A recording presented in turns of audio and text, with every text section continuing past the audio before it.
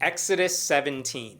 The Israelites are finally out of the desert after 40 years of eating insect poop and magic water. But now they've reached Canaan. Success! The book should be done now, right? Happy ending? No? Come on, what else is gonna happen? The whole Israelite community set out from the desert of Sin, traveling from place to place as the Lord commanded. They camped at Rephidim, but there was no water for the people to drink. So they quarreled with Moses and said, "Give us water to drink." Moses replied, "Why do you quarrel with me? Why do you put the Lord to the test?" I feel like we've gone through this before. The Israelites complain about their situation. Moses is like, "Why are you all heretics?" And then God says, "Fine, I'll prove I exist." Can we move on now? One more thing. If there's no water in your new place, then go back to your old place. But the people were thirsty for water there, and they grumbled against Moses. They said, "Why did you bring us up out of Egypt to make us and our children and livestock die of thirst?" Then Moses cried out to the Lord, "What am I to do with these people? They are almost ready to stone me." That's how you know you're a bad leader. You cry out to your boss, "Why'd you stick me with these idiots?" Does Moses know everyone can hear him cry out? He should try complaining silently next time. You know what? After 40 years, they're allowed to be mad. Take them home, Moses. Moses has so much anxiety. Remember when he was talking to God in a burning bush? He kept saying, "I can't talk normally. They won't take me seriously. I can't do this." And now, after he's leading his flock, he's still whining about how he gets no respect and how they'll all come after him. The Lord answered Moses, "Go out in front of the people. Take with you some of the elders of Israel, and take in your hand the staff with which you struck the Nile, and go. I will stand there before you by the rock at Horeb. Strike the rock, and water will come out of it for the people to drink." So Moses did this in the sight of the elders of Israel, and he called the place Massah and Meribah, because the Israelites quarreled, and because they tested the Lord, saying, "Is the Lord among us or not?" A couple of chapters ago, God told Moses to throw wood into the dirty water to make clean water. Now, God is saying, "Take your magic stick, which made the Nile not bloody, and hit a rock, and I'll make water come out of the rock." Which is not how water or rocks work. But that stick is amazing. It created all this destruction in Egypt, and now it'll be a force for good in, I don't know, wherever the hell they're at now. Why couldn't God just create a well? Or literally make it rain?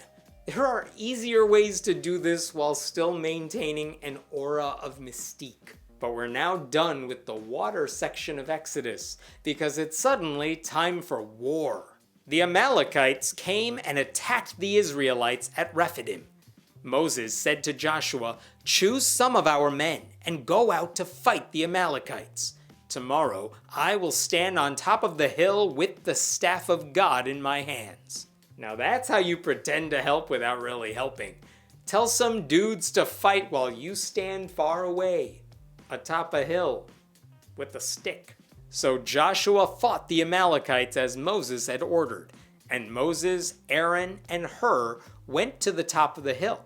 As long as Moses held up his hands, the Israelites were winning, but whenever he lowered his hands, the Amalekites were winning. When Moses' hands grew tired, they took a stone and put it under him, and he sat on it. Aaron and Hur held his hands up, one on one side, one on the other, so that his hands remained steady till sunset. So Joshua overcame the Amalekite army with the sword. How did this become a demented Three Stooges routine? If you're winning when your hands are up in the air, why would you ever allow them to come down? That means your people are being slaughtered. I'm glad his buddies helped him out, but how could his hands come down at all? I don't care how tired he was. Also, what sort of superpower is that? I can't figure out what's going on. It means when Moses does that, his guys get stronger? The other side forgets to fight? What happens exactly? Is Moses' hand like holding up a metal rod during a thunderstorm? You know, God can only reach you if you're raising it up high. It's amazing that Moses has the power to destroy entire armies, yet he couldn't find his way out of a desert. Then the Lord said to Moses, "Write this on a scroll as something to be remembered, and make sure that Joshua hears it, because I will completely blot out the name of Amalek from under heaven." Write this on a scroll. God is saying, I'm totally going to disappear soon, so I need you to take some notes, because people will want to know if I exist, and I don't feel like showing up and settling the question. God failed. He didn't blot out Amalek or his people. We just read about them right now. They're in the Bible. That's like the opposite of being blotted out. So much for cancel culture. What's Moses supposed to write on? Has he been carrying paper and pen with him during this whole journey? This is the first I'm hearing of this. Moses built an altar and called it, "The Lord is my banner." He said, "Because hands were lifted up against the throne of the Lord will be at war against the Amalekites from generation to generation." Moses is really bad at naming things. His skill level is like naming his baby. And once again, why are we punishing descendants for the crimes of their ancestors? They'll never have a chance to learn that way. What's even going on at this point? I thought we were out of the desert, but apparently we're still in it. And bad guys just appeared randomly, only to be defeated by Moses and a stick and his arms in the air. It's like the writers gathered all the plot points they never got around to before and just threw them in here together.